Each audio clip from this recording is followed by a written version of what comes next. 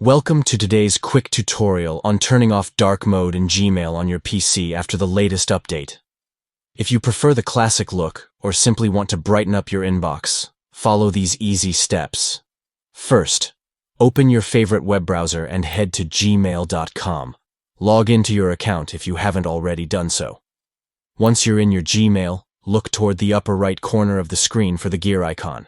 This is the settings menu. Click on it to reveal a drop-down menu. Now, from this menu, find the option labeled Themes.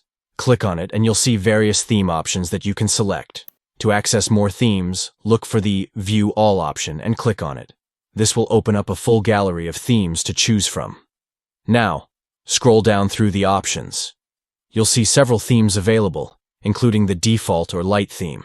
Just click on either of these options, and you'll instantly notice the change in your Gmail interface. Once selected, simply exit out of the Themes menu and you're all set.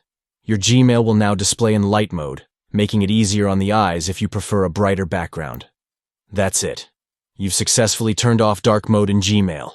If you found this tutorial helpful, don't forget to give it a thumbs up and subscribe for more easy guides. Thanks for watching.